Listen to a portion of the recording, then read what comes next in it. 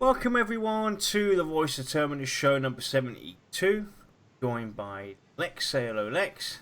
Hello, people. And as you can tell, the stream today is slightly different.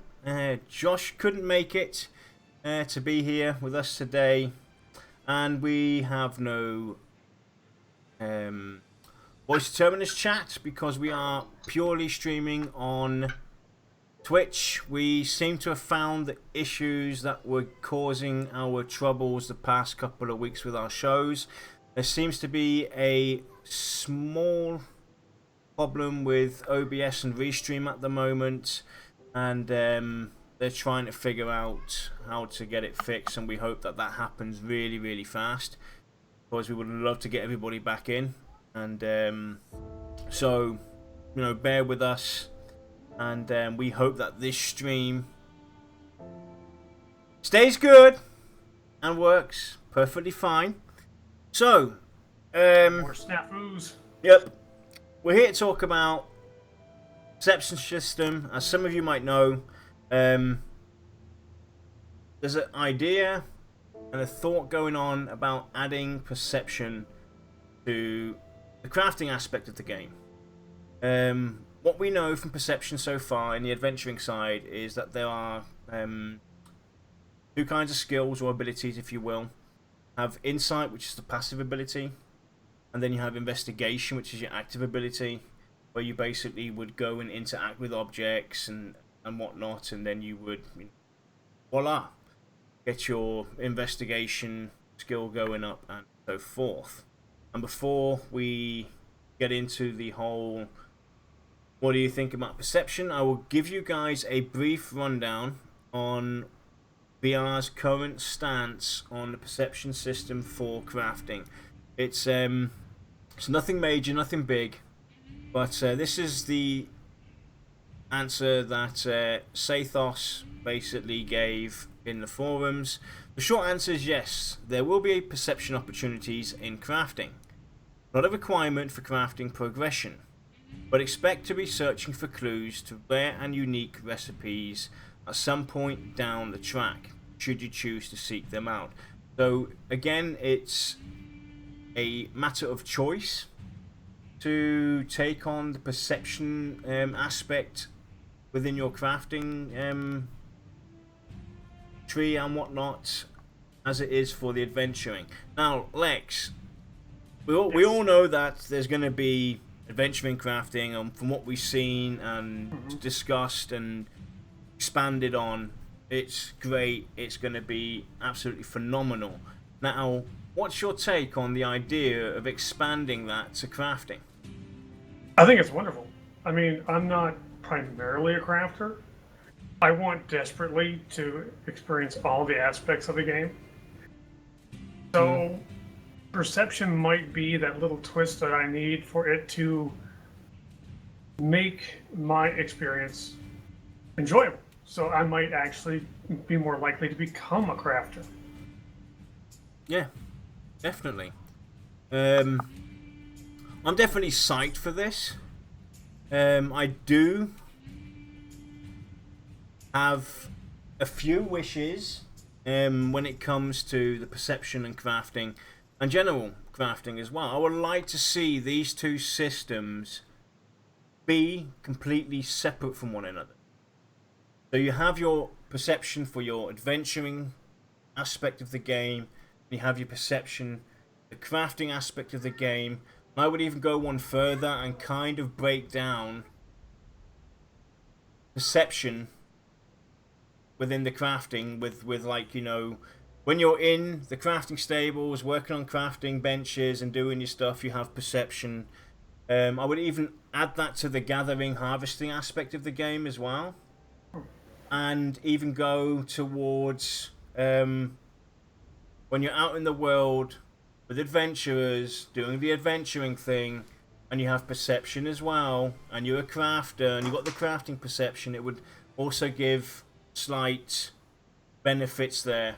Well, but before we get into all of that, like perception to boost your gathering, something like that. Yeah, we'll get into that all in a bit. I wanted to bring up an idea from Cromulent, who is all about crafting as well. He's a major crafting junk, and he's looking really, really forward to it.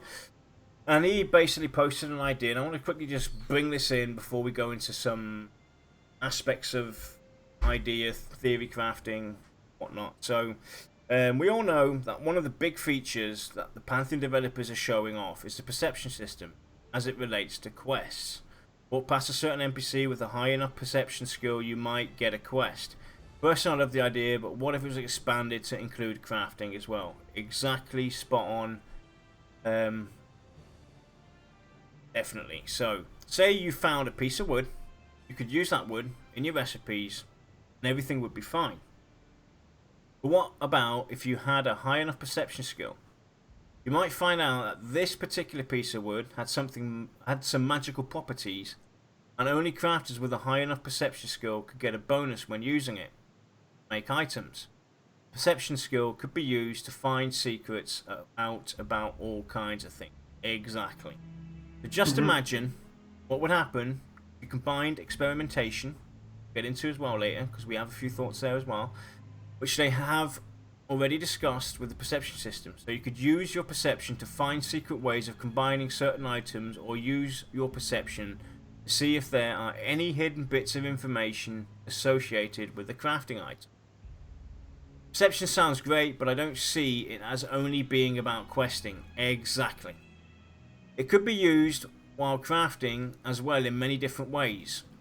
I've only got just thought up a couple of ways it could be used, but with a bit of discussion we could come up with loads more. I think the perception system, as it has been described to us so far, is the single most exciting part of Pantheon, and it would make total sense to integrate into the crafting system as well. That's his post, basically, on this portion with perception and crafting. So anything shoot to your mind after hearing that? Well, first off, I'm going to say Chrome made a great post. Great ideas. There's a couple ways that I would probably do it, but I mean, to integrate something like this into crafting, I don't think it's going to be a major issue. It might take a little creativity to work it in a way that would be nice and smooth, versus having it look like it was just thrown in. Like, you know, you have that piece of crafting material and perception pings on it. Well, I mean, you could have it start a quest to get a recipe. You could just make it, you know, a chance to figure out, hey, this is actually a rare piece of wood, or this is a magic piece of wood, magic wood. That, you know, if you use this in your crafting, maybe this weapon gets more endurance, or more stamina, or whatever you want to do. I mean, there's quite a few ways that you can go about it. It's, I think, a matter of VR looking at this idea with what they have already done and determining, can they fit it in right now? And if they can, how would it best fit their current design? Yeah. So you're absolutely right. And the way I see, in general, regardless of, you know, perception, crafting or adventuring, however they want to do it with the perception system, there's definitely room for it to grow, and there's definitely room for them to advance on it later down the road and add, you know, multiple skill trees maybe, or, you know, like similar to AA's basically, where they can go in and say, right, we've got insight, we've got investigation, eeny, meeny, miny, mo, and they could go in and add something even further, and they could go even further down the road and even further. So I'm going to read off some ideas that we discussed as well yesterday in Discord. Hang on a minute. What? Time to beat the progeny into submission, or give him a kiss goodnight, either way. So this is from Dark Soul. Perception and crafting, very cool idea. I never thought of perception system branching into crafting. Could be used as an epiphany, from being able to arrange a pattern on cloth to get two shirts from the same cloth, or the combination of two or more ores cloth, leather to create a lighter and more durable armor, or add natural resistances to some environments, or while gathering, get a perception that the giant desert lizard's hide is cool to the touch, and may offer a natural resistance to the searing sun. Exactly. So these are definitely ways that I could see the perception interfering or being used within the crafting. The higher your craft or your perception skill is, you have this piece of cloth, or you have, 8 pieces of wood to make, 4 chair legs. You need 8 pieces to make 4 chair legs. You need, 2 or 3 patterns of cloth to make a shirt. So with the perception system, or you engaging in the perception system, using that to your advantage, instead of having to, consume 8 pieces of wood for these 4 chair legs, you could then narrow it down to maybe 6 or only 4 pieces, have less waste, less use of materials, so your material usage could go down. Now, if you were a normal crafter, obviously, you would have the average usage, so you would always need those 8 pieces. And again, it's optional, so there's still that balance there. It's something you may choose to pursue, because don't forget, perception sounds cool, is cool, a lot of people are going to do it, but it's another time sink. There's definitely there's a time sink involved, there's a further exploring involved, there's a further danger involved, and there could even well be further monetary values involved as well. So it's not going to be something that you could, go, I'm going to go and be a, perceptionist in adventuring, perceptionist and crafting, and whoopie-doo, off I go and I'm off. It's definitely going to take time, it's going to cost you time, it's going to cost you money, it's going to cost you this, cost you that. So it's something that people will have to think about. So that's why I see these advantages coming in. Now,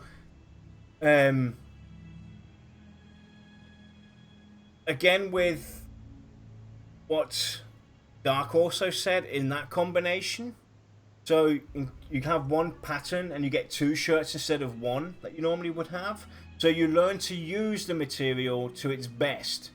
Minimum waste usage. So instead of cutting maybe an A4 piece of paper in the vertical, and then you've basically only got 1 shirt out of it or 1 pattern out of it, you would use it horizontally, because you've got the knowledge, hey, there's actually more space available on an A4 piece of paper if I cut it horizontally rather than vertically.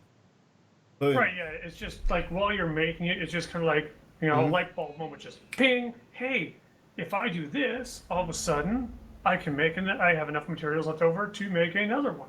So that's a way perception could increase the quantity that you get. But I had a thought. I mean, we know a little bit of details on the monk class now. The monk in EverQuest was very weight dependent, so weight was a big issue for them.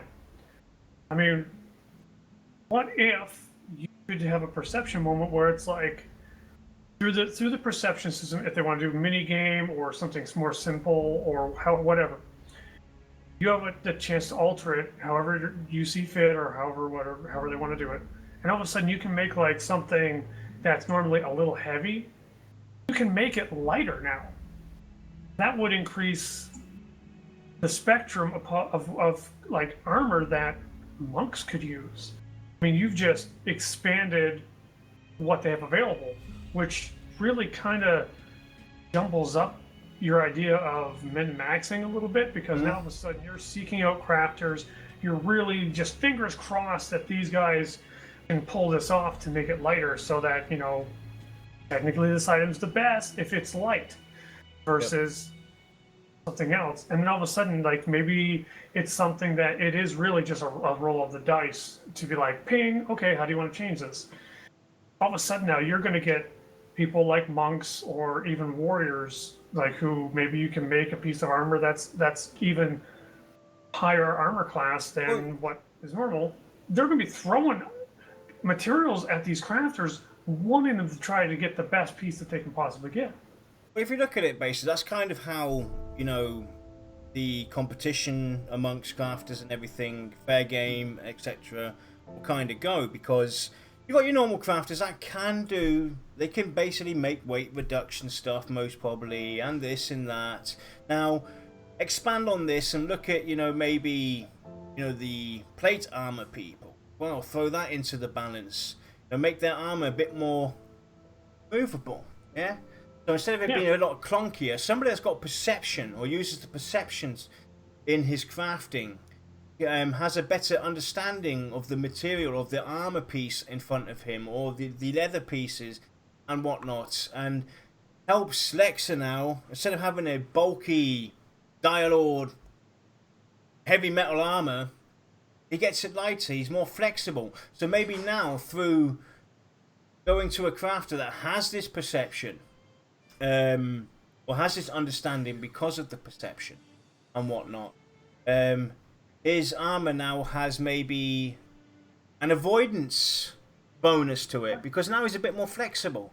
And this kind of expands now I can actually dodge something. Yeah, and this could also help you with, you know, the acclimation or the environments itself. Right. So there's definitely ways to expand on that. And this brings me into another area, because since we talked about races and different crafters, I also see this going like you being a perceptionist, and you go to a different race's town. You might be able to learn their crafting culture faster being a perception. You might have a better understanding about their crafting culture. Be able to gain special recipes only because you are a perceptionist, and whatnot. So, because we all know, we all wish, we all hope, at least most of us do, I would love to be able to, as a crafter, learn all different kinds of crafting traits. Let's just take, for instance, a carpenter. That's what I played in EverQuest 2. I was a carpenter. I loved, you know, designing all that stuff and houses and everything. So the same would go for Pantheon. If I could basically be a carpenter, design house items and whatnot, I would love to be able to learn how to make the items that the ogres have, or the halflings and wilds end, or how the scar, or how thrown fast are, and whatnot, and so forth and so forth, and be able to learn all these different cultural techniques and designs and whatnot. So that's where I kind of see perception kind of kicking in. You can do it as well as a normal crafter, like, you know, we're trying to keep it balanced and everything, but it's going to take you a lot longer. But if you have the perception, that's a little bonus you're going to get. So that's one of the advancements I could see there, is perception being used as crafters for the different cultures out there, even for certain faction NPCs that might be out there. Wow, if you have a certain perception skill. Now this NPC that normally offers you just standard goods or no goods at all of a sudden goes, hey, you look like you've, you know, been around and seen some stuff and created some cool gimmicks and whatnot. I've got some really cool patterns here for you, really cool recipes for you to look at. And that's another way of using it. Oh, you know, it just as a kind of an aside here, it does pertain still to crafting, but it's more depending upon how complex the economy is going to be. You could even do perception in terms of vendors, as you could recognize a very good deal. And then all of a sudden now, like, say you have to make 25 chain shirts for your level up, you know, if you found a guy or whatever. Now, instead of this costing you 75 gold to get these parts, maybe you found a good deal through perception. It's like, now I'm going to save money. It's only going to cost me 50 now. I thought you weren't there yesterday when we talked about it. I wasn't. Dude, this is exactly what we talked about. Carry on. But yeah, I mean, because, like, I'm usually late to the crafting game. I only craft if I absolutely have to. In EverQuest 1, crafting was a thing where it's like, oh, you need to do this so that you can do this quest. Mm. So then I find a guide, I go through it, I get the materials they tell me to do, and then I go through it step by step. it usually costs quite a bit of money to skill up at a decent rate. So putting perception on to a vendor in that respect would help people who are a little late to the game, but it would still serve to help crafters in general, because if you're constantly going back for, we'll just say, charcoal for your forge or whatever, it's a common material that you always need to buy. You recognize it's a good deal through perception. All of a sudden now you buy like 6 stacks of it. It'll take you a while to go through it, yeah, but you can throw it in the bank or whatever, and in the end it does save you money. Well, there's going to go through it. There's multiple ways you can do that, though. Not just from that aspect of it. We talked exactly about this yesterday, and you're exactly spot on with what you said. I like to kind of advance on this, not just from the possibility of getting the best deal, but what about if you could, through your perception, when you go out into the world, into the markets, and you go and talk to NPCs, what if your perception can also influence NPCs to give you a better deal for what you're trying to sell them? Or well, that was kind of how charisma worked in EverQuest 1. I don't recall it doing anything in the other style games. But if your charisma was high enough, you could actually get money off at vendors, and you could sell stuff for a little more.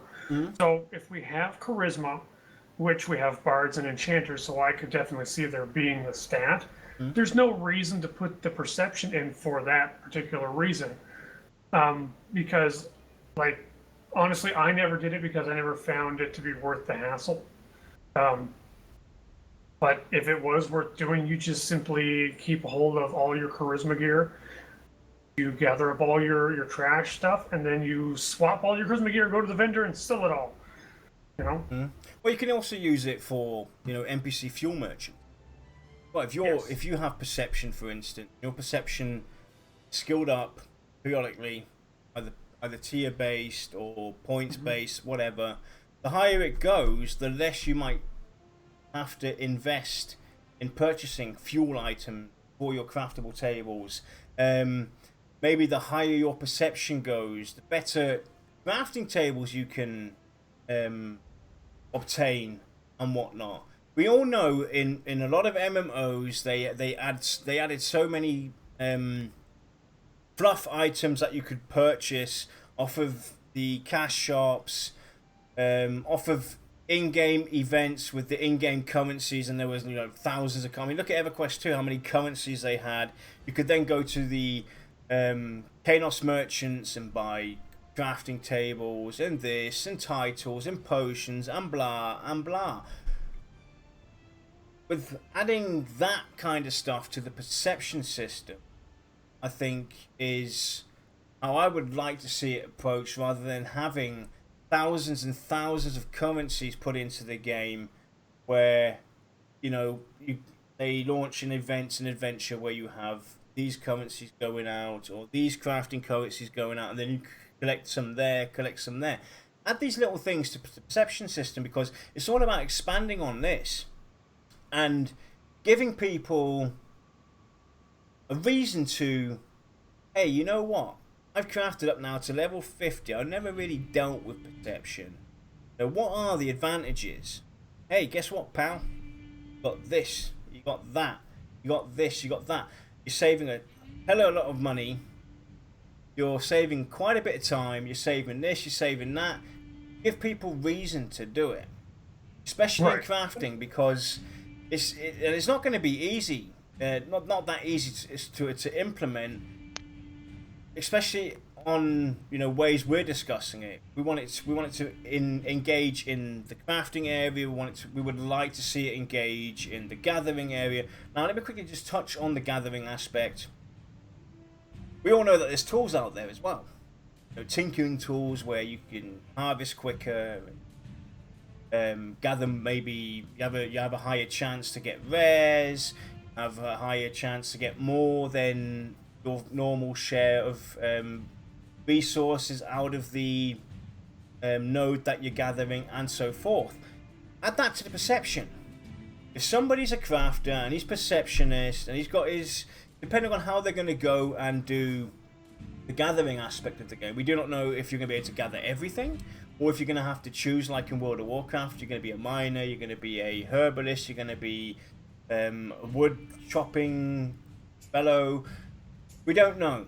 But anyway, regardless, you're a crafter, got your gathering skill, or you can gather everything, and you add perception to the gathering, you might get a better bonus the higher your perception is, and have a better chance at maybe finding rare materials within the natural nodes that you are harvesting. So you're harvesting stone, and all of a sudden you might find mithril, or you might find gold, or you might find diamond, and so forth, or have a higher chance to find the. With the perception system, you could also have advantages through insight. So here we go, adding insight to it now. With insight, basically, or you have a better chance of getting more out of that node than you normally would. You know, and you can even use the investigation part as well. Through investigation, you might see ultra rare nodes that might not be, you know, obtainable for the normal crafter, but you see. So similar to an EverQuest 2 or whatever games that do this. The purple glasses, everybody remember those purple glasses in EverQuest 2? Or the red ones or whatever, where you saw the red shinies or the purple shinies and whatnot. There you go. That's what the perception system could do. So that's enough rambling for me, and we'll let Lex talk now. You know what I find funny the more we talk about this is the fact that perception seems to fit crafting better than it fits adventuring. With adventuring, it's basically like, oh, you notice an NPC for a quest, or you notice a brick in a wall is loose, and you can do that to find a quest starting item, or whatever. You know, it's very, very linear for the adventuring, because there's not a whole lot that can be done with adventure. There's not a lot to it. It's here's your task, do your task, right? With crafting, there's so much more you can do with it. With gathering, it can be, oh, you noticed a rare node, or oh, you notice a node that seems to be more abundant, so you get more from it. You gather an item, and your perception pings and goes, hey, you know, this one happens to be rare or magical, or, you know, oh, this was actually a cluster of berries and not just a berry. Can I just butt in there with that point there? Now you can add that, what you just said, to the adventuring and the craft. We all have seen it. We've all heard the stories. We've witnessed them in EverQuest 1. We've witnessed them in EverQuest 2. Everybody knows about it. You know what I'm talking about. Items that you get that are just there in the game, they have absolutely, apparently, no meaning. But maybe somewhere down the line, they might have a meaning. You just haven't found the right NPC or made the right connections to figure out what that item is. It's like the druid, my druid, we got a blue feather. Warden's got a blue feather at some point down the line. I think it was a blue feather or a shell or something. And it was told, or green leaf, that's it, green leaf. It was told that this green leaf is of great value, blah, blah, blah, blah, blah. You should, you know, keep it. What did I do? I kept that thing for 15 years. I still got it. I still got it in my freaking bag right now in EverQuest 2. Those are the kind of things that I definitely would love to see happen in Pantheon as well. But this time, actually add something behind it. Yeah. And make it very hard to get our interest peaked and then leave us hanging. Exactly, don't leave us hanging. I hated that. It drove me so mad thinking that, hey, there has to be something behind this damn item. It turns out, flash. Something they threw in there as an optical illusion to get the story going. And, you know, hey, guess what? This is going to be a cool quest, yada, yada, yada. So, add stuff like that. That's where the perception system can kick in as well. So, for the adventurers, get a quest reward from some NPC, some poor old fellow. You helped him out. You've defeated the evil monsters that are killing his boars. And he gives you this small little black rock. Now, tells you a little story about it. You think nothing of it. You're a normal adventurer. Nothing happens. It's a small black rock to you. Now, you're a perceptionist, or you have a certain class that is linked to that stone, or a certain race. You group up with somebody that's a perceptionist, and all of a sudden, bing, you get a little message. The magical black, the small black rock in your backpack starts to shimmer or whisper or this or that. Now that kicks off a complete new adventure for you and your fellow that helped you basically illuminate that stone. The same goes for the crafters as well. Finding resources or materials that normally would be seen as trash. So the way I approached this was for the crafting aspect. We all know there's going to be trash items in the game.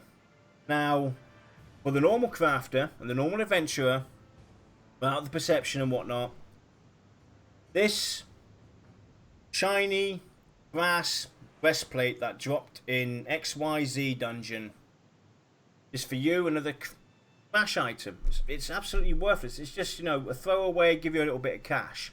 But if you were a crafter that had a perception skill high enough, or an adventurer, you might get alerted that, hey, there seems to be something very tiny embedded in this breastplate.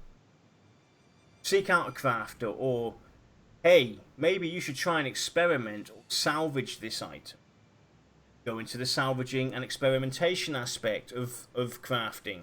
And with the adventurer, he goes to a crafter and goes, hey, have you got perception, or do you follow this kind of perception? Because you can also break the crafting perception down into the individual jobs as well. Like it's going to be done for the adventuring. You're going to have race perception. You're going to have class perception. You're going to have general perception. And so forth, and so forth, and so forth. And this goes for the crafting perception as well. So, your scribes, your alchemists, your bakers, your weaponsmiths or blacksmiths, and so forth, and so forth.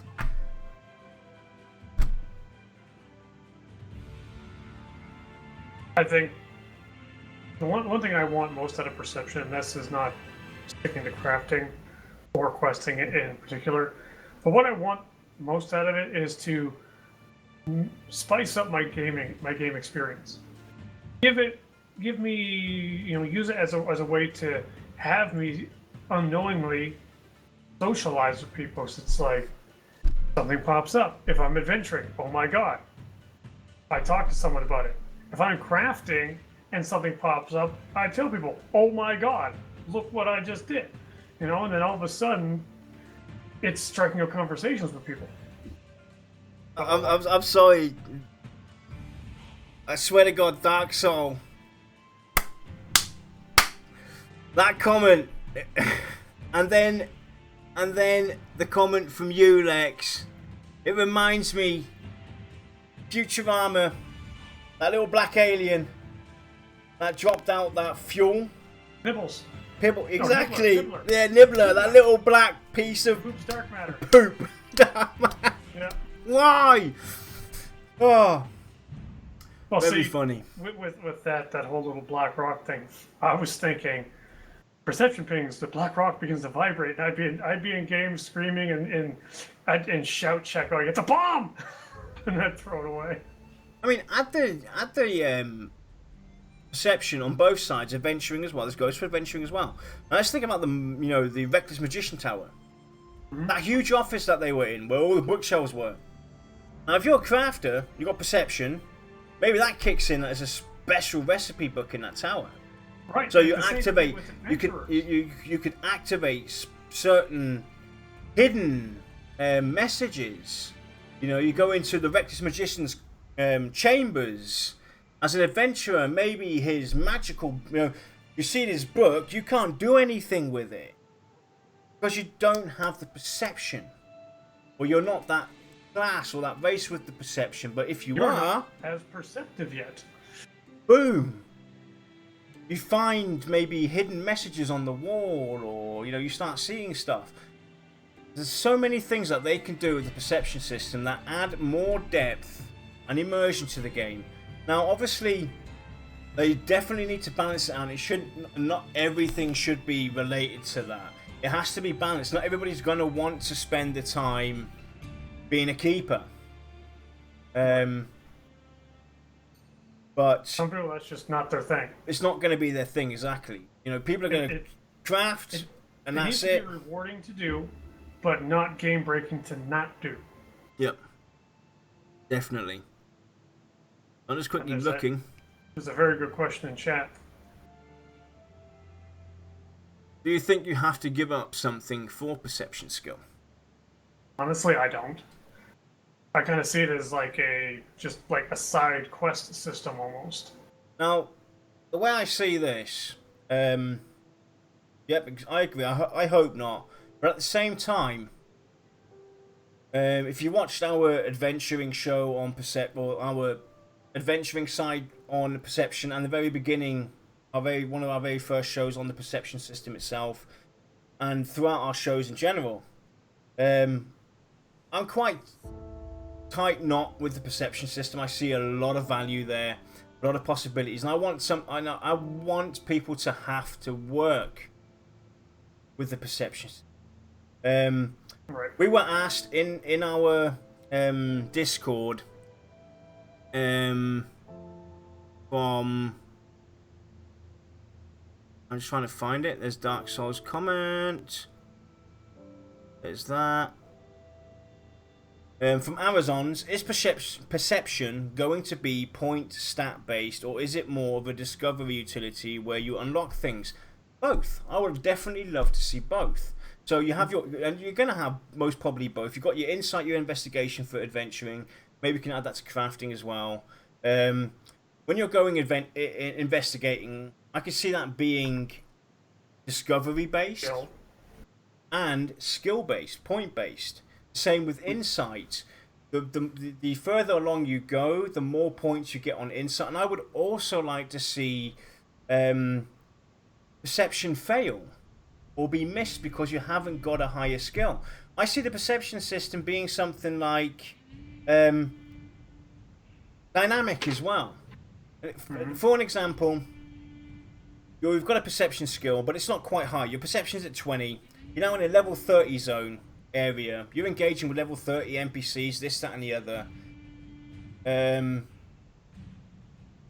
Now you've gone and done all these quests. You've gone through the zone. You've done everything that you possibly. You move along, and it's basically, this is most probably a central area where you're going to go and pass by every time. Now with the perception system, they could add a skill-based system that could also trigger special NPCs or certain NPCs at a certain point in time. When your perception skill isn't up, you've spoke to this NPC 1,000 times, you've done all the quests you can possibly think of. Now, all of a sudden, because your perception has gained 20 points, you're now at 40, he might offer you now a new quest. That's where you could also add the perception system in. Stuff like that. Yeah. From a developer standpoint, I look at the perception trigger as almost like an area where you automatically get presented with a quest, rather than finding the NPC and clicking on them and all that stuff. So you would naturally have, your typical requirements. You would have maybe a level requirement. Maybe it would have a prerequisite. You have to have done this quest in order to do it. You would maybe need a skill, maybe your level as well. And that way, you're basically unknowingly turning all of your players into completionists, because there's nothing to visually say, hey, there's a quest here. Well, I'm just going to look up and see what I need to do it. You're making your players go, I don't know where these trigger areas are, so I have to do as much as I can to make sure I can find them. And then all of a sudden, you've been in this town 6 or 7 times. Every time is going to be maybe slightly different, because maybe instead of going down this alley, you always went this other way down another street, and you just say, hey, well, you never know. And all of a sudden it's like, oh, you notice a broken bottle, and that leads you off on another adventure. And it's something that will make old zones not necessarily feel brand new, but it will certainly keep them from feeling as stale as they currently are in current games. Yeah, definitely. That's what it's all about at the end, is because I personally do not want to see an expansion, an X-Pack, come out every 12 months, to be honest. I'm fed up with that, you know, feeding the void all the time with, you know, banging out and expand. So with these kind of systems in play, there's plenty of leeway, plenty of room to add little tidbits into it, and maybe twist out a few things, you know, switch around, activate maybe certain NPCs, because, you know, you could be running through Avendir's Pass back and forth the next 60, 90 days, every day. You know, 8 hours a day, you're running back and forth. Now, you're nothing. You're just a normal guy going back and forth. And all of a sudden, you get Lex in the group. He's all about perception. Now, he's an adventurer perceptionist. And all of a sudden, you're running back and forth. But this time, when you're running back, bing, bing, bing, bing, bing. Alarms go off everywhere.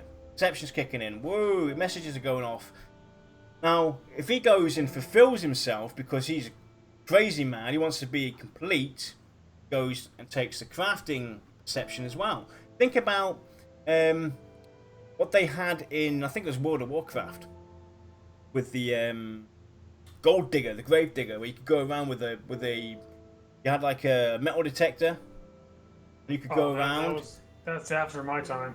Go around with a metal detector, and you could basically you're like you know, an Indiana Jones. Stuff like that as well to the perception. As a crafter, you might gain knowledge to hidden treasures, secrets. The same goes for the adventurers. The secrets of Terminus, the secrets of your culture, your race. So it can go into the personal areas as well. Just a thought. And, you know, well, I was just thinking back to like triggers. You could also add, you know, factions into that. Yep, there's so much you can do. You could even add it time of day. Mind you, you should keep it very broad, meaning if an hour in real life is a day in game, you should have like a 30-minute window, you know, kind of thing.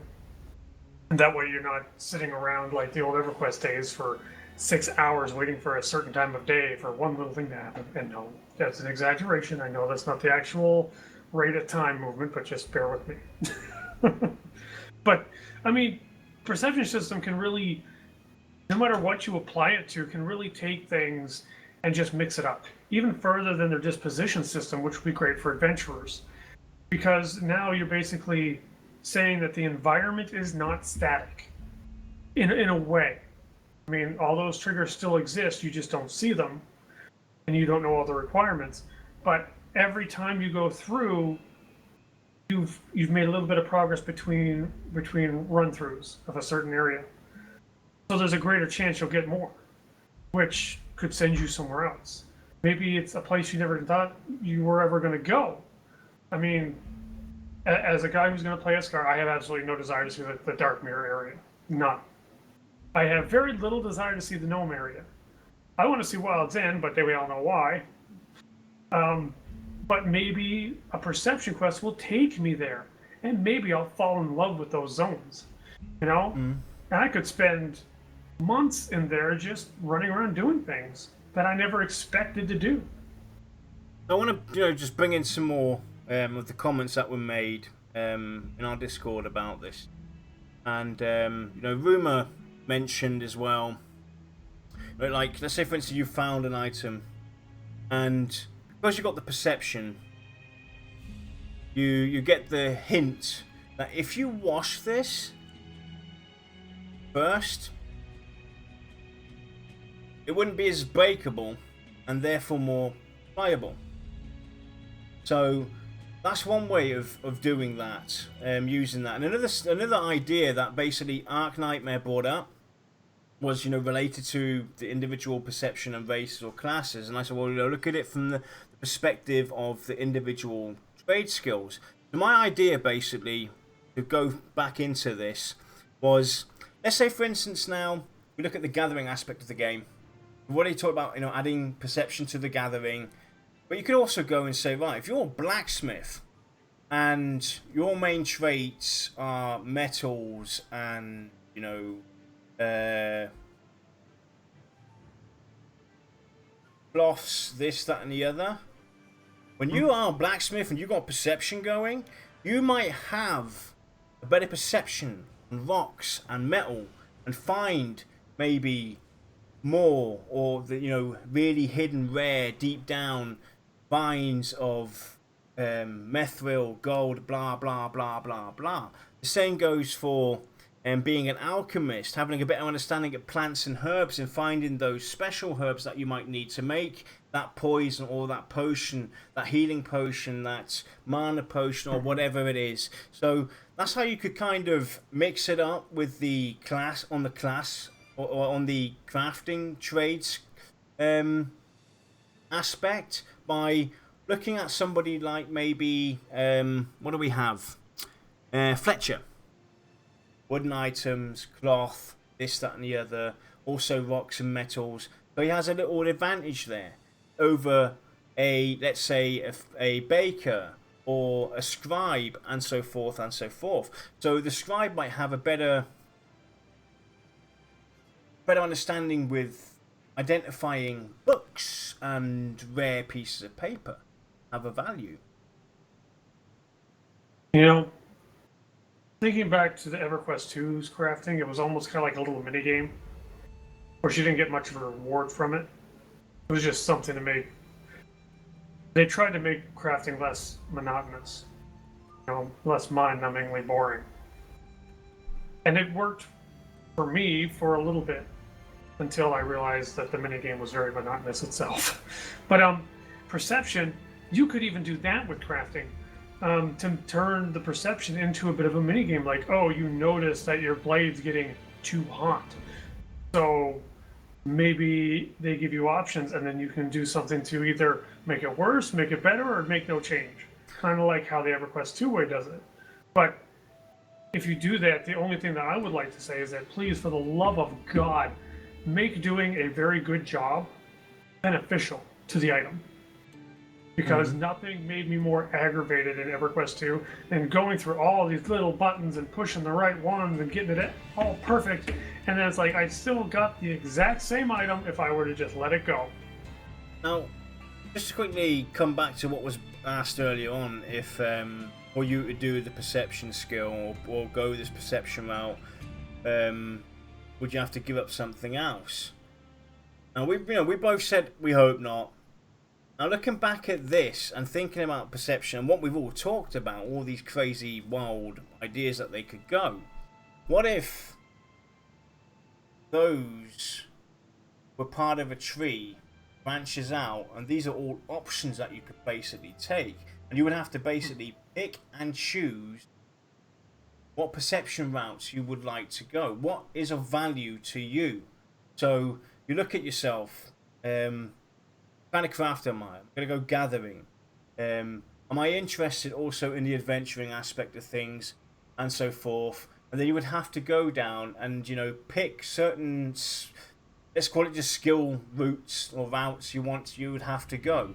So I'm a blacksmith. I'm going to hold a higher value to maybe investigation on rocks and metals. So in the gathering path, being a blacksmith, I'm going to hold value to getting a better deal for this, that, and the other. So you can only pick and choose maybe certain aspects to kind of, because to kind of break it down, specialize your perception, specialize your perception as well, and kind of break it down, and you know, give that sense of not handing it out, because it all sounds great. I'd love to see it all happen, definitely, but there has to be limitations somewhere.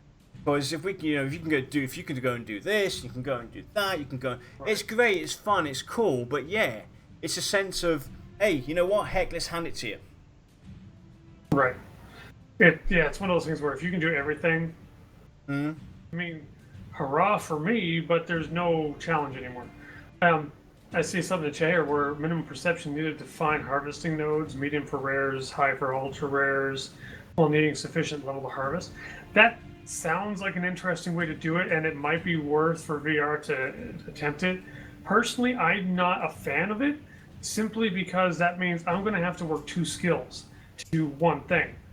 And we don't know how fast perception is going to go up. Is perception going to be a skill where every time you happen to find a perception trigger, it goes up?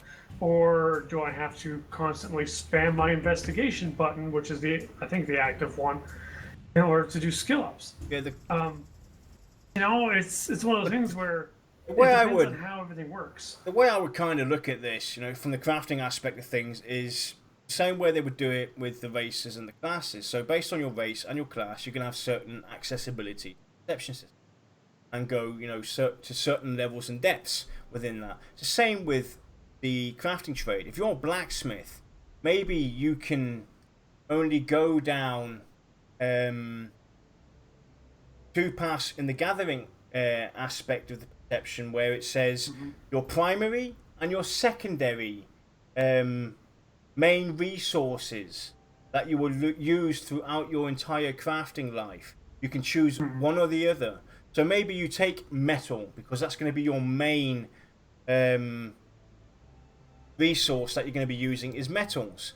But then you might have a use for wood or leather or this or that, depending on whatever it's going to be, the secondary thing. And then you can either choose that one or the other. So that's how you can kind of break it down for the crafters. Is go by their job.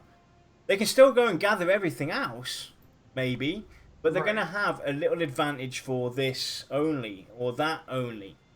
Yeah, I'm still stuck in a developer mindset here, where it's like, if we do a specialization for the crafting side of perception, then there kind of should be one for adventuring as well.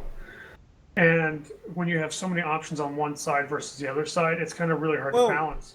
What if you do a specialization on the adventuring side, where it's like you can specialize into investigation, or you can specialize into insight. So it's either passive or active. With crafting, make it kind of the same thing. You could do like a passive for either gathering or your actual active crafting, or you can actually have an ability that you trigger, but figure out what bonuses would be for both. That's still. What about? Well, you've already still got the specialization going in the adventuring side already from the get-go, based on your race and your class. But now I just had an idea. Insight. What about having specialization, insight, your Dialord, insight, perception? What about it? You have it maxed out. You got your insight maxed out. You've gone down the specialization route and gone. So I'm going insight because I have this awesome iconic ability or special ability, and with this huge perception insight for the Dialord, it adds a little bonus to that spell because of the perception insight you have. You have a deeper understanding, like a mastery level, if you will, on that spell. So it's almost like linking perception to individual abilities, which is a neat idea. I mean, it's something I think worth experimenting with. I don't know if VR's skill design would permit that, because let's face it, we just don't know a lot of information. But I mean, if it was something that was doable, I would certainly enjoy that, because that would further my specialization through the perception system. It would have to be very limited, obviously. I wouldn't add the perception insight to the entire spell abilities that you have. It would only be to those core, let's call them iconic abilities for now, your core iconic abilities that reflect the Dialord in its whole entity, or the Paladin, or that. And I have to quickly apologize to everybody, because we kind of drifted from perception and crafting, or crafting and adventuring, but this is what happens, this is what we do when we get going and we start chatting. What are you talking about? We tend to spice it up. So yeah, it's there's definitely room to intertwine all these systems together. Hey, I mean, let's think about a general perception. Here we go. Insight. I think it's gonna rain. I think it's gonna thunder. I think it's gonna get chilly around here. I think it's gonna get really hot around here. That's a general perception. Right. Weather. Yeah, I'm actually going to admit to something here, and I'm kind of sad that I'm doing it since I know you are recording. I was not so sure about the perception system at first. When I first heard about it, I was kind of on the fence, like, I don't know. I'm kind of set in my ways with the way I'm getting my quests now. But, you know, what, a year and a half or so after we've heard about it, and I've had time to kind of let it stew in the back of my head, I don't think I'll be able to go back to a traditional questing system after using the perception system. I think it's going to be almost like a culture shock. Well, it's like Pringles. Once you pop, you can't stop. Unless you put spiders inside. You know, it's one of those things. I know exactly where you're coming from, but for me, you know, I've been shouting for systems like this for a good decade now, because I'm fed up with the rinse and repeat system we have now. Go to the NPC. Hey, go and slaughter 10 of them. Come back. Go and slaughter 10 of them. Come back. Go and slaughter 10. And guess what? Here is a bucket. Oh, I guess what? I've got another bucket here. Oh, and I've only got a third bucket here. It's like this. If I can script something for my character to basically go to this point, talk to this guy, go here and do it, something's wrong. If a machine can do it, I don't want to do it, because if a machine can do it, it's a simple task. It's probably pretty boring. And it does feel like I'm just a machine clicking buttons in the designated area. The quest systems in most of these games are just so redundant and repetitive. But I think VR is I'm not even sure if they really understand what they have here. I mean, granted, that might sound a little insulting, and it's not meant to be, so I apologize if you take it that way. But there is literally more possibilities than I can even think of here. You could put this into almost every single system in your game, and it could. And I mean, granted, some people would find it annoying, because when I go here, I want this, but I can't get this, and I don't know why. Understandable. But you don't go to a store and know exactly who's inside, kind of thing. It's like, you don't know what's going to happen. And that's what makes the perception turns the game into something where you don't really know what's going to happen every time you log in. So, you know, Bathurst 22 says, that's why I see the perception system more linked to go into the quest system, even for crafting. Exactly, definitely. Even within the crafting quests for crafters, perception system can also be added to that. I could see it be linked to when you go on maybe caravan journeys, when you travel from one city to the other and, you know, bring goods over. Let's say, for instance, we talked about this having a world event where maybe crafters can build like the tower defense along the route, the trade routes between two cities, and then you've got your adventurers that would basically protect the caravans traveling. Now, let's say, for instance, a world event happens, or, you know, the ogres out of the woods attack these towers or watching posts, and they get destroyed, and they start attacking the caravan. It gets overwhelmed, nobody's protecting it, and so forth. Now, if you're a crafter, you've got perception, you might be able to salvage way more than without having perception. And now I'm going to add something to this. What about, because we've talked about the adventuring crafting and the adventuring perception, and the crafting perception. As two separate entities. And we know that VR already said you don't have to be a crafter. You technically would not have to be an adventurer. But if you are an adventurer, and you're also a crafter, you're going to have benefits. So let's say they do have two separate perception systems. Now, you've only got one worked on, or you've only worked on one. What would be the benefits of having both, and where could you take that? So look at it from a single perspective, and hey, I'm now a character that's an adventurer, a crafter, and I have both perceptions. I'm using them both, I've got them maxed out. Where could you go with that?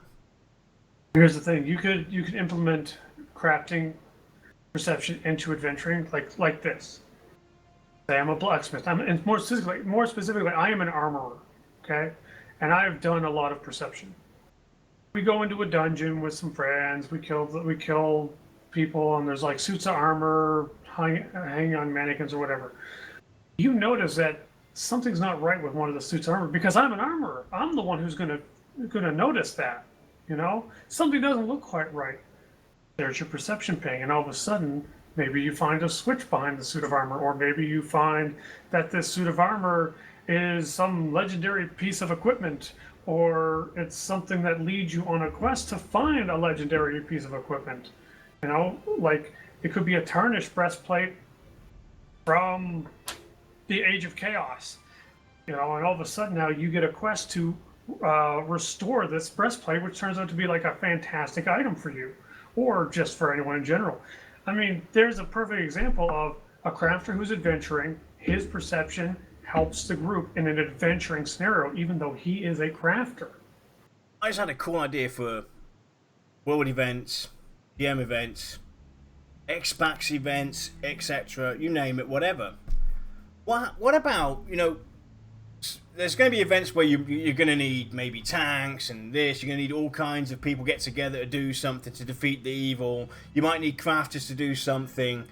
What about having events where you might need people that have a certain perception for world events as well? So you're now adding another plot twist and another time sink and another way for us as the community to engage and not think about when's the next damn X-Pack coming out, or when's the next update patch notes coming out where they're going to add this. They could throw in all kinds of things with, you know, on top of this with the perception system as well. Mm-hmm. And you know, when you think about the perception system, it's really the smartest way to do quests and such, even from a crafting perspective, because you don't need to make an NPC. You don't need to worry about the textures, the animations, the scripting for that particular NPC. It's just you get a pop-up, you do your little bit of dialogue, and you continue it on. You're only concerned about quest dialogue and actual reward versus effort. Yep. It's like half of the battle right there. I mean, and not only that, it makes your world feel like it's alive versus it's just a cardboard set.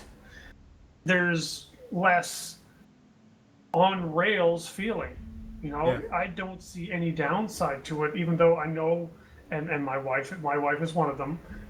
She prefers to have exclamation points because when she logs in, she likes to have a clear plan of what she's doing, and that's perfectly fine. But as long as the perception system is done to a point where you could literally pick any cardinal point and just go, and eventually you will find something.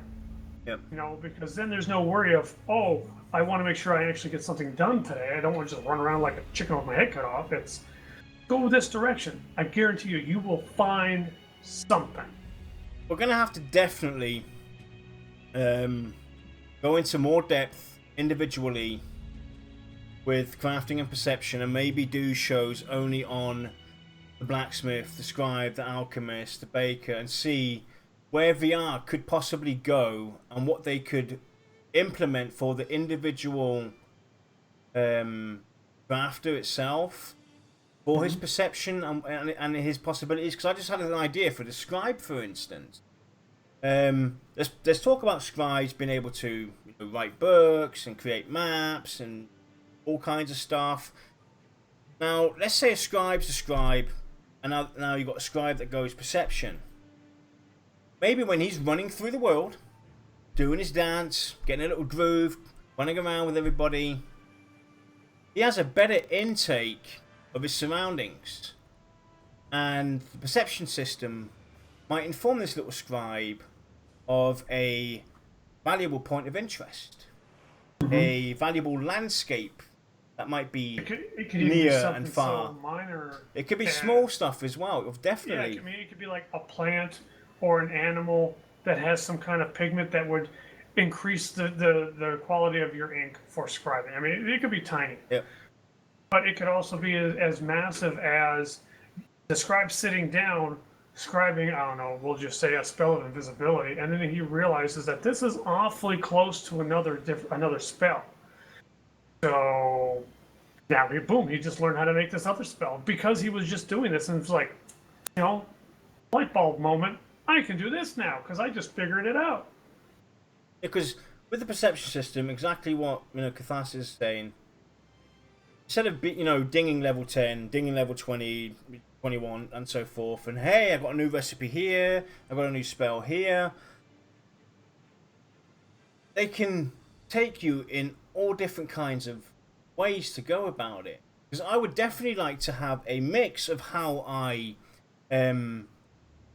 obtain my spells or how I ding. So I might get a spell at level 10 that automatically pops up into my taskbar, but then I might also have to seek out my trainer and speak to him to have to learn about a spell. Because the way I see it, some spells you might be able to pick up naturally, and some you might have to learn. Like, let's take a wizard as a best example. He might understand a basic fireball or basic lightning strike or basic poison blast, whatever. Okay, it's just bowling here. But for him to use a mountain of fire, he might have to go to a trainer, and over time, add a time sync to it as well, learn to actually control this fire raging hunk of fireballs raining kind of thing, because that's something that's going to require a good understanding, a lot of power, control, this and that. So I kind of would love to see us engaging with spells and abilities many different ways. Some come naturally, some you have to learn. So you might have to find a special NPC. You might have to go out into the world and find a certain item before you can actually use this spell. You might need... I mean, imagine having... And I'm sorry for sidetracking again to the adventuring, but, hey, this is our show, so I don't care. You might need a certain staff or a certain dagger or a certain sword to use a certain spell. If I may interrupt for a moment here. Yep. Because we're doing a perception show, I've had this Beanie Baby moose on my head for an hour. And it finally someone freaking notices. I've been sitting here acting like nothing's going on. See, it is just a little moose, Someone finally notices. There's only Dark Soul and Catharsis that finally notices. It's like, come on, guys. I was waiting for And I'm sitting here acting like nothing's going on. But we'll take a spell like Fireball, you as a person crafting it or using it, you could notice like this is awfully similar in some respects to another spell. I wonder if it's related, and then this could do a trigger to a quest line that unlocks a new spell for you. Like we'll say it goes from Fireball to Comet, which, I know they're not really the same thing, but it's big, it's a ball, it's fire. So it's just as an example. That could That's be... when you pull down from the sky. Right. You throw a fireball, and now you have this comet, and you... But I mean, that would make questing as your class, or even if you were just a crafter, and that's how you were to get some recipes, that mixes things up. That makes you get more immersed inside of your own character. Like, as a Dire Lord, I would love it. I mean, I'm very much a min-maxer. I'm very much a guy, when I log in, I need to get stuff done. I think that would go an actual long way to help me kind of relax and chill out a bit in a game because I'm not so concerned about I have to go to this dungeon, I have to finish this quest, I have to go work on my faction to get this, or this, or this. It's just It would be actually really. the world will take care of me, almost in a way. This is actually, this would be really good. This would be a really good topic discussion to bring up actually in the forums as well, and see where the community's intake is on having variants to how you obtain abilities and how you skill up and how you gain your spells and how you advance your spells. Would the general community, or would the majority of people feel relieved, feel connected, feel drawn to having more variance, more in-depth approach to it, and more harder challenge to it, rather than going, trainer, I forgot to come back here. I have to make a confession. It's been 4 levels since my last visit. Do you have any new spells for me? Or every 2 levels you get an indication. Go back to your trainer because he might have something new for you. That would actually be something of a good topic to discuss, because I would love to see that happen personally. I would love to see a show on character progression, because that adds to it as well. That adds to lore, to dynamics, to immersion, because swinging a sword, a tank would have to go to his trainer and learn to master his sword, his two-handed sword, his axe. He uses it, so he's going to fizzle a lot. The more he uses it, the better he gets. He might have to go to the trainer to learn the next techniques, or to learn how to go from one mastery to the other. Whereas using his one of his hybrid abilities, let's just take it from a Dire Lord, using a poisonous ability, he might have to just go to one trainer, learn about this herb that makes a poison, he puts it on the top of his sword, and that's it, you poison somebody. And Lex is bursting, so I'll let Lex just jump in. I just had a thought. To merge adventurers and crafters together, you find a sword, take it to a crafter, the perception from the, just to get it enhanced, because we know that's going to be a thing. Perception dings on the crafter. Hey, there's an effect on this sword. Now all of a sudden you get it, and you can see that it's on the sword. You give it back to the adventurer, and he knows it's there, but through perception he has to figure out how to actually trigger it, which makes it usable. Not necessarily as in you physically have to trigger it like a lot of clicky items, but your character has to almost go through a small growth so that he can figure out that he can kind of understand the weapon, and then all of a sudden now this proc or effect on hit can actually be triggered. That's another thing as well, mixing as well down the line, because we all heard what VR stance is so far on the adventuring side of perception. Perception is not required. It won't be required for crafting to progress and everything. It's something you can do if you choose to. And it's like a bonus little lottery. That's how I'm considering. And regardless of when you step in, so I've started off with a quest series, and I've gone through the perception series of this. I've gone now to the 4th. I've got to the 4th part. Now Alexa can come and jump in right there on the spot. It will be technically irrelevant. He doesn't have to do the 1st, 2nd, 3rd, and 4th to get there. He can now just jump in with me, join me, and we carry on from there. So it's like like in the movies, but your main character goes out in the world. He might have a co-star, a second co-star in it, but they only come in through the middle of the film. Now they join him on his adventure, on his task, and off they go. That's how the perception system kind of works for the adventuring. So it's regardless of, you can get in it and enjoy it with your friends whenever you want. You can choose to go back and do everything else if you want to, but you don't have to. It's not required. Now, what about, like Lex has said as well, that's a prime example. You have a quest series going on, Perception, down the road. There might be a crossroads where you might need to have a crafter with Perception come in to do a certain part that's unrelated to what you have, or it's not related technically 100% to your, or it's not going to update your quest there, but it might access something that you need to get for your quest. So you kind of intertwine the whole thing. Yeah. Definitely see that happen.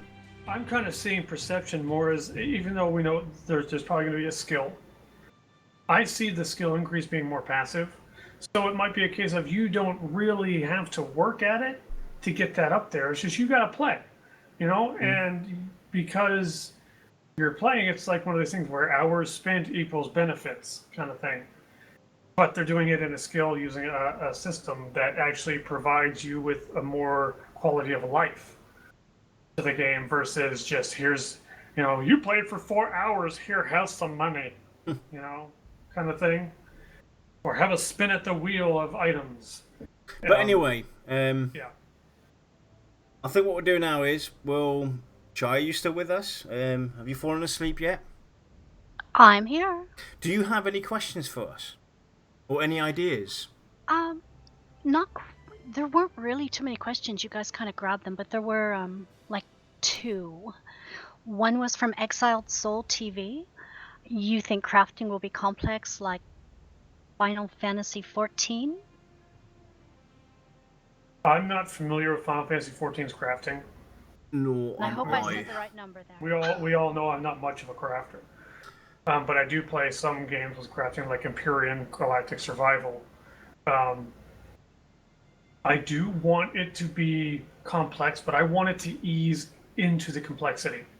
I don't want it to start off with, to make this table, you need to make the screws, you need to make washers, you need to make bolts, you need to make feet, you need to make legs, you need to make the top, you need to make the trim, you need to make the engravings. No. Start simple and then ease into the complexity with all these sub-combines and such, and I think it'd be spot on. Yeah, I'm slightly different there. Definitely kind of ease in, but you know, instead of, like Lex said, you want to make a table, so you got your bolts, you got your joints, your legs, your base platform for the top of the table, and so forth. You know, you start off making base components.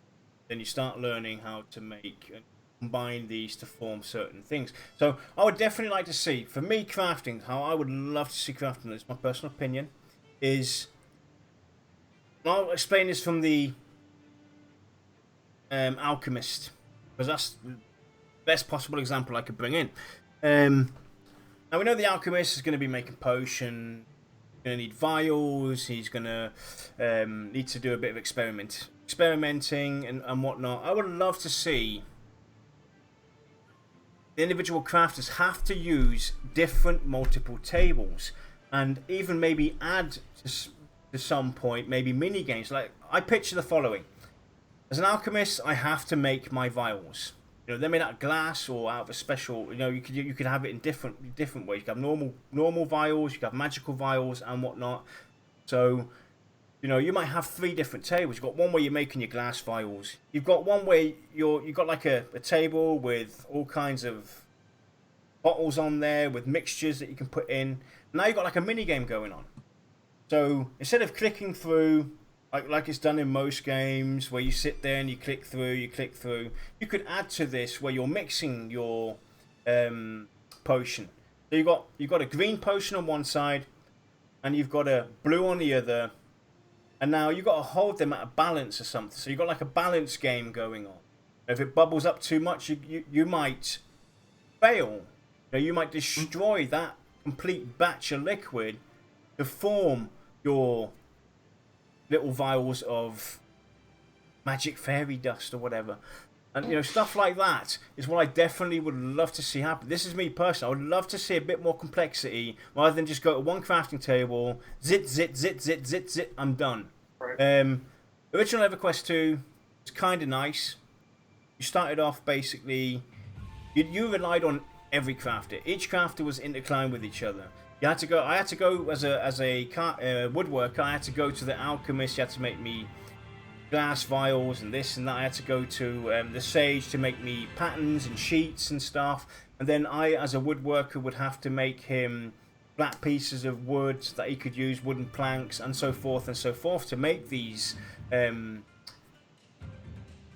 pieces or these sheets for, you know, to put on the table and so forth. So I would rely on all the crafters. I kind of would like to see that kind of happen as well, where a blacksmith might need to work with a weaponsmith and vice versa.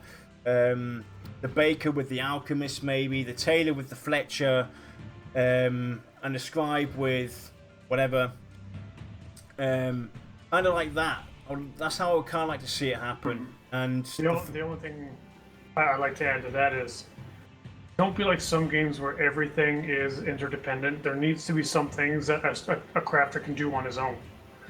Because if you craft and it feels like every single thing that you do requires 1, 2, or 3 other people, that's going to be something that's going to keep people away.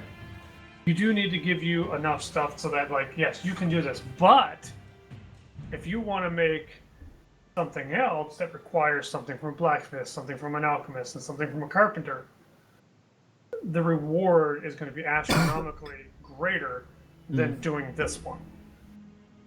Yeah, because then all of a sudden it's like a mini quest for yourself that you're putting yourself on. Like, these ones are fine, but I really want that one.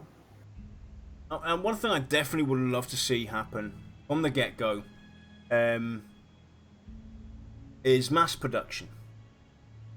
I want to be able to produce more than 1 arrow, or, you know, 1 glass vial at a go, or 1 sheet of paper for making bard spells and stuff. For the love of God, I would definitely love to have an option where I can mass produce. Maybe not on the go. Maybe I have to upgrade my crafting tables. Maybe, hey, guess what? Maybe somewhere down the line you become a master crafter, you open up a shop, you can even get apprentices, NPC apprentices to help you out. That would help you mass produce. So when you're in your shop, you're doing your crafting, you can activate these apprentices. They all run around. You've got all these people running around helping you out. Mass produce stuff. That was a quality of life feature in EverQuest 2, but it was done poorly. It was very... The acquisition on how it was done was very sad. It was a great quality of life aspect, but it was done wrong. It was done wrong, and they need to work on that, because there's going to be certain things that I cannot mass produce. I'm sorry, I'm not going to mass produce 50 kite shields or 500 kite shields on one go. Right. If they add mass production, they could add a time restraint to it, maybe. You know, it's going to take you so normally to create 1 shield, it takes me maybe a minute or 30 seconds. Now, if I want to go and craft 50 of them, now normally it would take me about an hour, hour and a half to do. Mm-hmm. They could basically say, okay, we're going to add mass production, and we will, you know, say it's going to take 20, 25 minutes. Something like that to kind of balance it out. To make where it makes sense. Or you have to wait for it to cool down to make it. Or you have to wait for it to cool down and make it again. Exactly. Like you can make a stack of, you know, 100 arrows, but you gotta wait 30 seconds or an hour or 5 minutes or something before you can do it again. Yeah. So something to balance it out, because sometimes, you know, somewhere it doesn't make sense, somewhere it does, and that's how I kind of like to see crafting go, and actually be affected by not paying attention when I'm, you know, crafting the items, and, you know, salvaging, experimentation. I would love to get mad at the game because I had a glitch, my internet kicked out, I got distracted by my family, and all of a sudden my experimentation goes tits up, and, you know, the whole thing is gone. You know, I'm going to be like pulling my hair out. I want to be challenged and have those moments of wanting to bite my fingers off because it's so intense. If I screw this up, it's going to cost me dearly. Yeah. And there's a lot of ways that, like, I'm going to just backtrack a bit to the interdependency. I mean, there's a lot of ways to add interdependency that's beneficial but not critical. For instance, if you need to get, we'll say, ore, like we need to get a bar of iron for whatever reason, you can buy that from an NPC, and it's just like crude iron bar. Or you can get like a pristine iron bar from an actual blacksmith or miner or however you want to do it, who's got a very high skill. And now all of a sudden, whatever you're going to put that in is going to get a boost in quality. I've seen a couple of things do that, and I have loved that. What about the so-called trash items that you bring or buy off the vendors, like you just said? I don't know if this is what you meant, because I'm, all over the place. The NPC has crude iron bars. You could take those crude iron bars and even go to the blacksmith and have him make pristine iron bars out of it.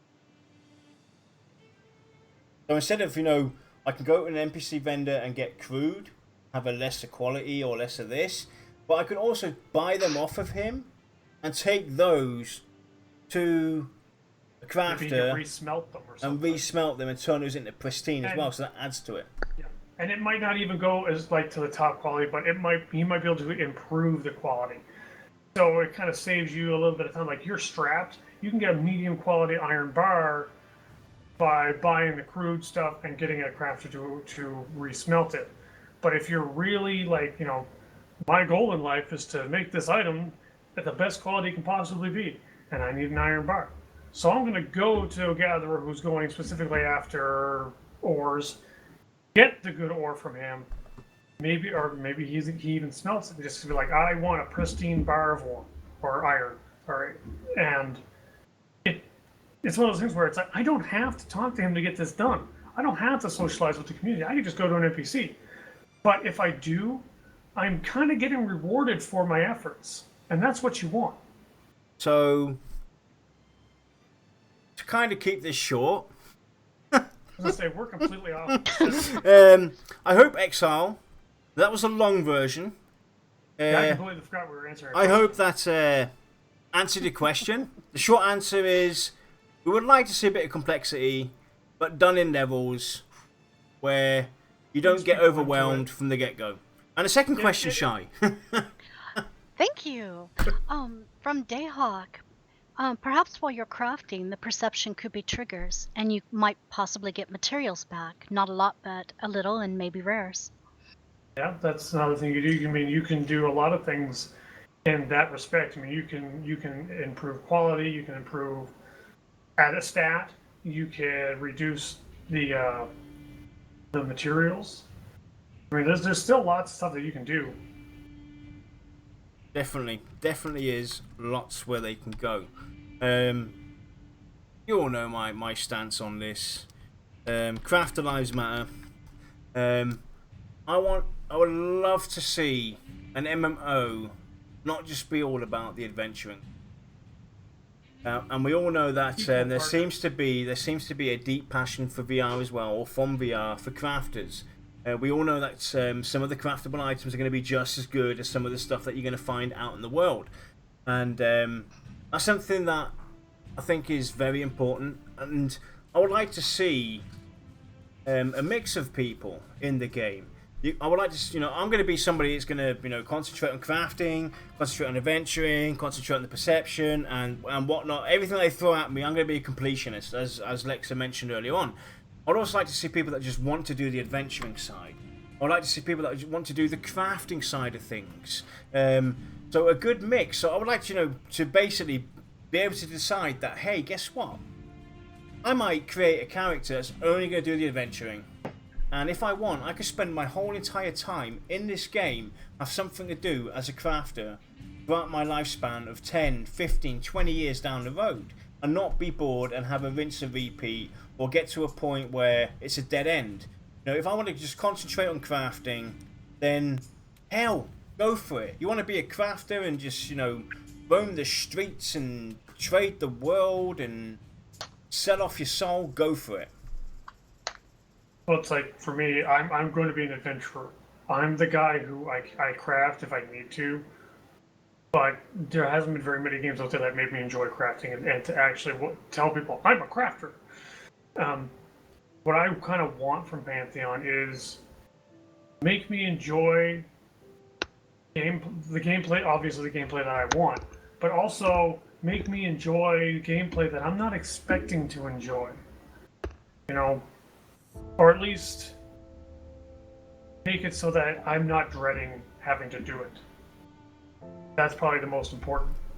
Because like if I get onto Pantheon as a guy who's going to be an adventurer and a grouper and a raider, if all of a sudden I find myself crafting a lot, I'm going to sit back at some point and just kind of be like, "Whoa, these guys made me like crafting." Cool, you know. I mean, that's going to be a victory for them. So, question I want to quickly answer now. It just popped in the chat from Kath. You know, we already mentioned that we talked about multi-guilding, and we're kind of against that. But I don't see why a guild, though, can't have factions within.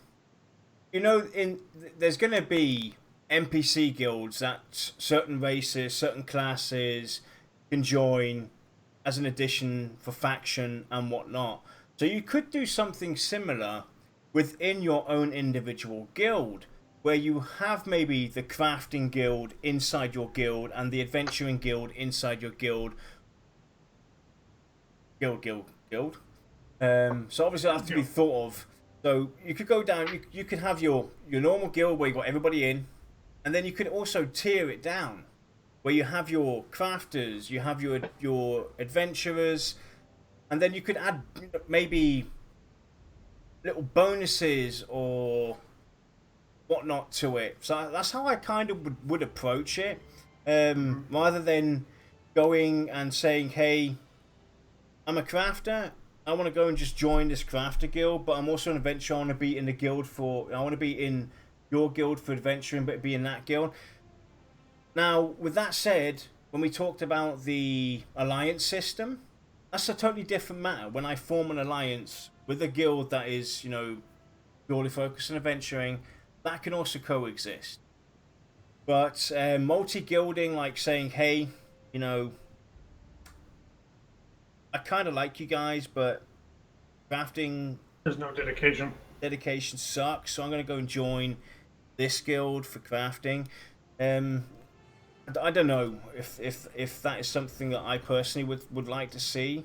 It could work depending on, you know, how you look at it and how you want to, you know, how in depth you want to go with it, and what you want to kind of do to balance that all out. I don't know. Yeah, I'm not even going to start on the multi-guild thing. I think Final Fantasy 12 or 11? I don't remember anymore. There's too many of them. They did the link shell system, and bad. I have a couple ideas that I'd like to see, but I'm not getting into it. So, anything else, Shine? We have one final question. Okay, final one. No more questions, anybody. See if we can stay on track. I'm trying. Wiki Wacky Woo would like to know, should there be a minimum perception needed to find harvesting nodes? Medium for rare, high for ultra rares, while needing sufficient level to harvest the tiers. While I think it's an interesting idea, I don't think so. Simply because it's two skills for one activity. And that could end up seeming tedious, especially to someone who's a completionist, where they're going to want to max out they're going to want to max out the perception before they even start crafting, which kind of puts a hold on that whole section of the game.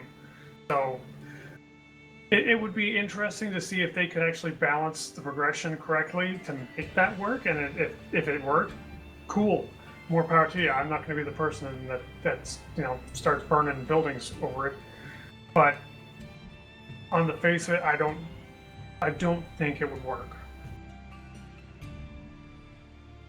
Nothing more to.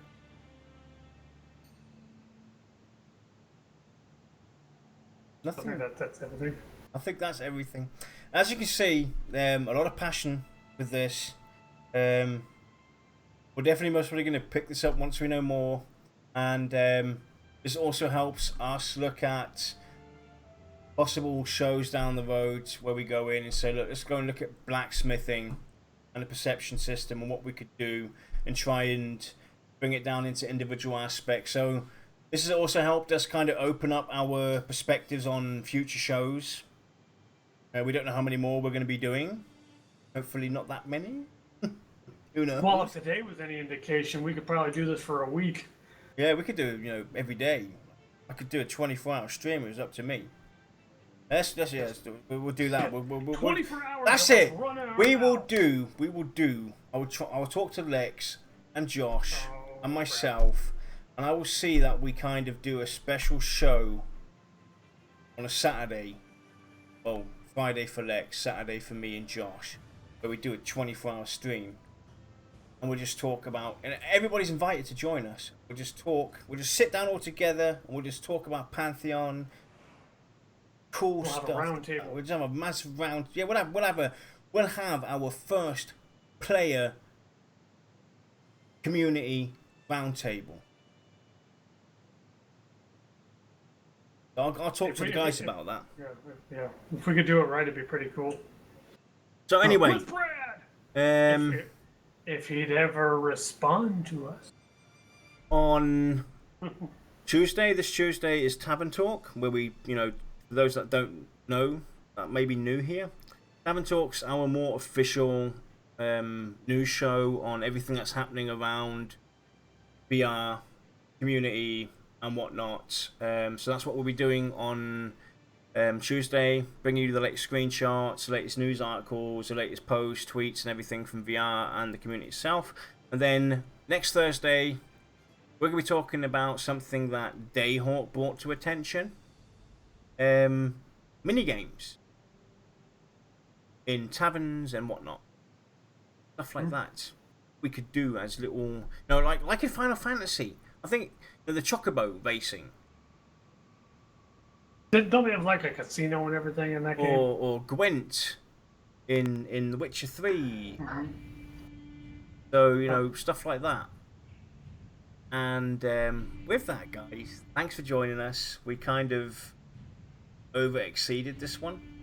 We didn't exactly stay on the rails, but I mean, we'd be disappointing if... You guys would be disappointed if we stayed on track. The show would be like 25 minutes. If we were scripted, we'd be really bored.